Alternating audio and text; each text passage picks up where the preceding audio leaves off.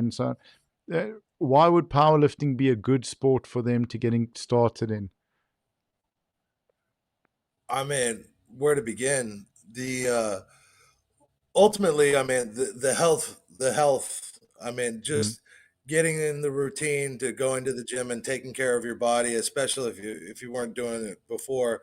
I mean, just it doesn't necessarily always have to be powerlifting per se, but you can get into the gym and then be like, hey, I want to take a stab at this, or whatever the case may be. mm, But powerlifting in general, the community. I mean, you're going to meet people you would have never met otherwise, and the positivity. It's such a negative world we live in now. I mean, you turn on the TV, you listen to the radio, it's just bombarding with mhm, just I don't even know how the kids do it now. Really, I don't even know if I could make it now. It's just always negative chatter. And when you get into these powerlifting events, outside of there being a language barrier sometimes, it is nothing but positivity.